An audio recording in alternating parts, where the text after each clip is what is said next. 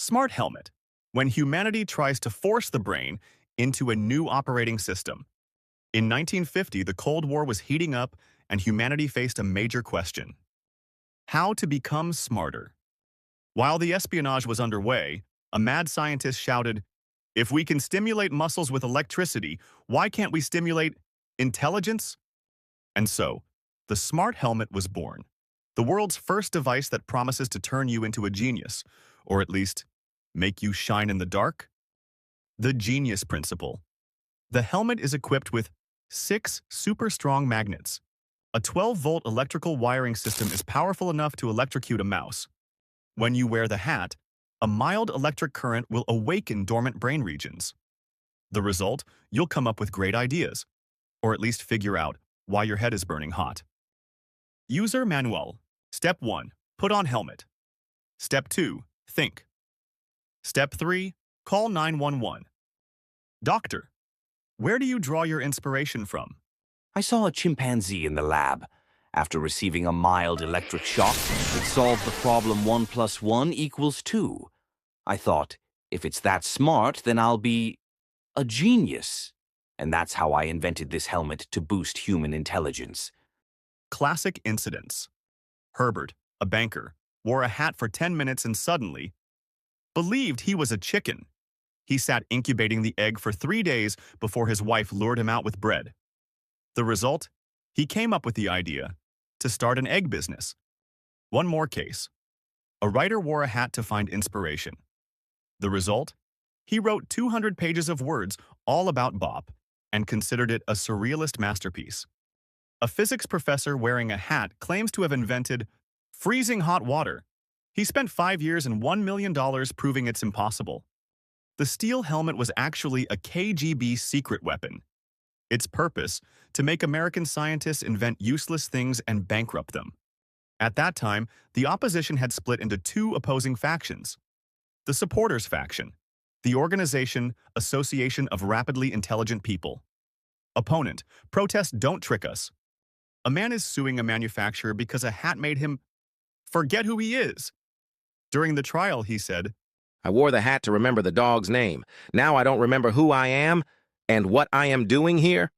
The iron helmet, banned in 1955 after 10,000 lawsuits, left an enduring legacy, the precursor to rapid IQ boost courses.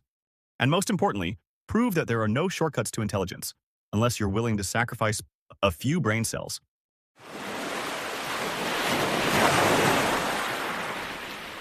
You know what? There's an interesting fact about this helmet. It never makes anyone smarter, but it teaches us a valuable lesson. True intelligence doesn't come from electric shocks, magnets, or any miracle solution. Intelligence comes from staying up late studying even when sleepy, falling down and getting back up unfinished books, and most importantly, from a never-ending curiosity. Sometimes what makes you stupid isn't a lack of brainpower, but a refusal to think. Remember, there's no magic hat that will turn you into a genius.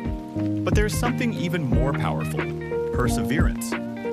Reading for 20 minutes a day is more effective than 1,000 hours wearing an electric hat. Learning from failure is more valuable than 1,000 patents. So, instead of searching for a magic bullet for intelligence, start by turn off the TV, open a book, and begin thinking. And if you see someone selling smart hats, run. Or at least buy brain insurance beforehand. Do you want to increase your IQ? Comment, I read books, or I like getting electric shocks. And remember, wisdom is not a destination but a journey. And that journey doesn't need an iron helmet. Smart cars guided by pigeons.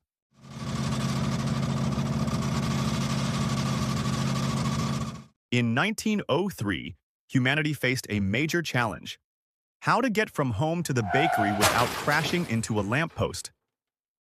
Maps were a tangled mess, and asking for directions only resulted in people pointing and saying, I think it's to the left?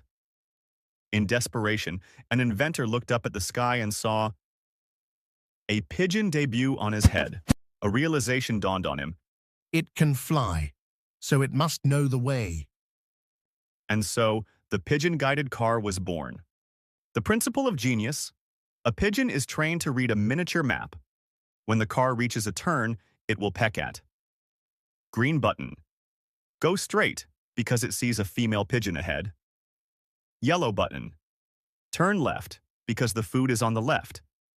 Red button: stop, because it needs to defecate. Technology that's more groundbreaking than today's Beer AI. It never tells you, turn immediately after 200 meters and then be silent. Where did you get the idea from? I saw a pigeon fly from Berlin to Paris without asking for directions. I thought, if it can find its way to France, it can surely find its way to the sausage shop.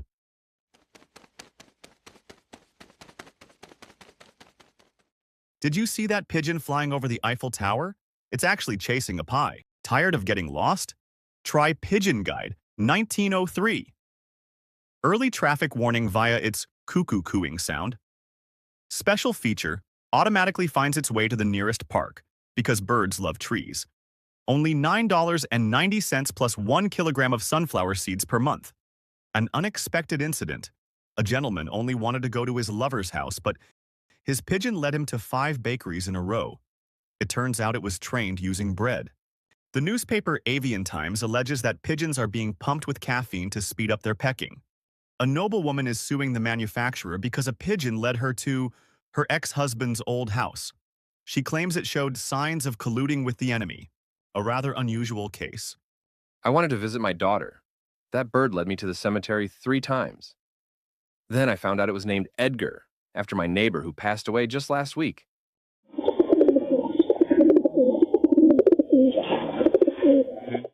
Despite its disastrous failure in 1905, the pigeon car left an indelible legacy, the precursor to satellite navigation systems, but instead of satellites, it used birds. The inspiration for the video game Angry Birds.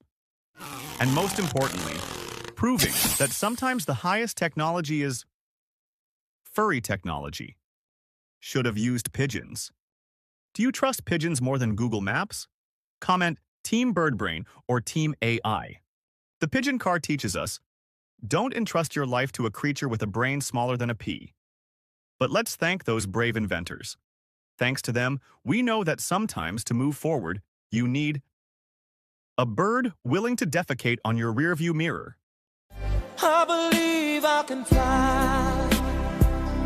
I believe I can touch the sky.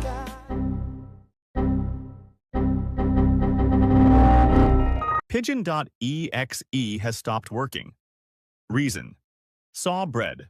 Pigeon: I'm not lost. I'm in an augmented reality world. My sense of direction is worse than a 1903 pigeon-guided car.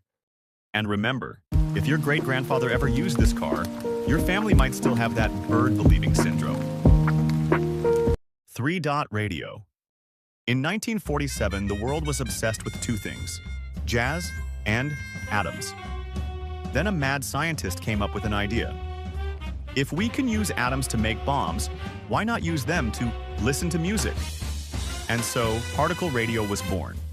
The world's first device that needed no batteries, only a little uranium and belief in life. Is this invention safe? I'm still alive, at least for today.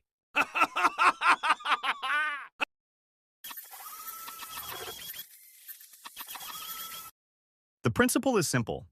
A tiny pea-sized piece of uranium will decay, releasing enough energy to power a miniature loudspeaker.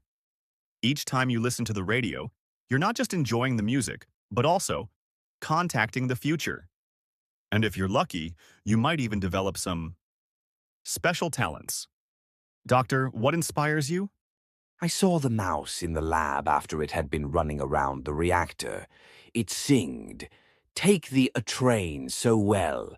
I thought, here it is, the radio of the future. Hurry, hurry, hurry, take the train. Tired of changing batteries? Bored with mediocre radios? Welcome to Grain Radio. Listen to music 24/7, without worrying about running out of power. Natural light, perfect for evening parties. And a special side effect. Your hair might fall out, but your hearing will be sharper than ever.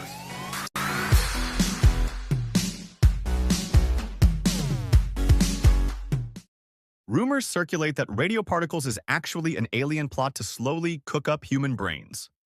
At that time, a protest called the Anti-Particle Radio Alliance took place. The manufacturers distributed free UV protective sunglasses for the radios to appease the protesters. Despite existing for only 18 months, Radio Hat left an enduring legacy, creating a generation of teen glows, teenagers who used radios as nightlights, and most importantly, proving that sometimes the worst ideas shine brightest in the dark. Particle radio teaches us an important lesson. If something sounds too good to be true, it probably also emits ionizing radiation.